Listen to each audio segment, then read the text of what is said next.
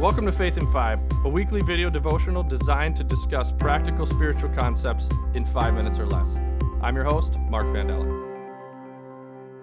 A few years back, Amazon released a commercial that was one of those that kind of tugged at your heartstrings. We were in the middle of some conflict politically, and religion was a big piece of that topic. And Amazon, I don't know if you remember it, but they released a commercial where a priest and an imam were sitting sharing tea. And at the end of it, they hugged, they complained, as they got up from tea, they complained about sore knees. And as they both parted ways, both parties grabbed their phones and ordered knee pads for the other. And then the commercial ends with them unwrapping the knee pads, smiling, and then praying.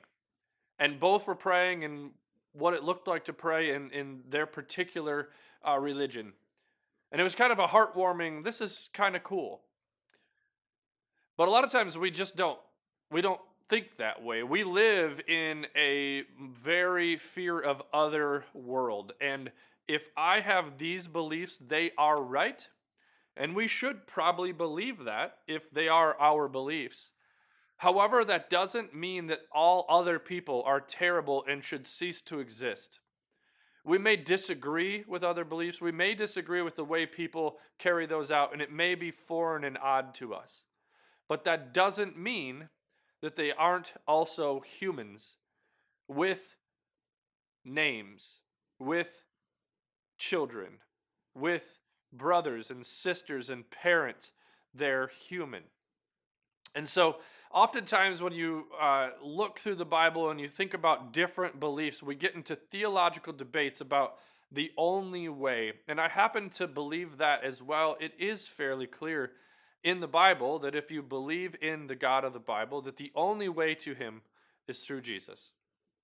However, in this series, we've been asking us to just, in our daily lives, in our faith lives, and in our humanity, to set aside some of our political assumptions and some of what we've been taught, our theological assumptions. I'm not saying forget about God.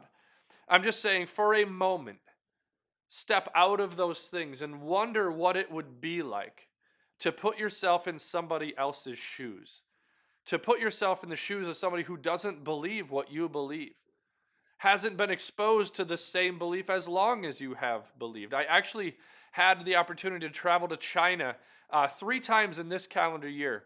And over there, you're hard-pressed to find a church. In fact, I have not yet attended while being there because I typically get in on a Sunday. But I've been told that you need to have a passport. You need to be a foreigner to practice your faith there. That flipped the script for me because I've never had to think about whether or not I can or can't worship as I please. And there is a spot in the Bible that encourages us in the way that we should believe when we engage with people who don't believe as we believe. In this What Would You Do series, I'm asking all of us to just set aside some of our preferences and step into a thought, a conversation of what it might look like to live life in someone else's shoes. And the Bible gives a pretty fun example from Luke 10, 29 through 37. It's famous. It's the Good Samaritan. But let me break that down in terms of beliefs. So it says that a guy asks, Jesus is teaching a guy, and he says, what do I need? Who is my neighbor? And Jesus tells him this parable, this story. He says, a man was going down from Jerusalem to Jericho, and he fell among robbers, and who stripped him and beat him and left him for dead. And now a priest walks by, and he saw that this person was in trouble, but he crossed the other side and kept going. So the priest is, let's say that's us, right? It's the closest thing to our faith that we would understand. And it's like, man, would I do that? No, I would never do that. And nobody in my faith. That's just one example, right? But then he goes on, he says, then there was a Levite. And he also he saw the man who was in trouble and walked on the other side, just passed him by. But a Samaritan, and when I say Samaritan, in those times, It was essentially a heathen, maybe even in American political structure, a Muslim, right? That's what we hear.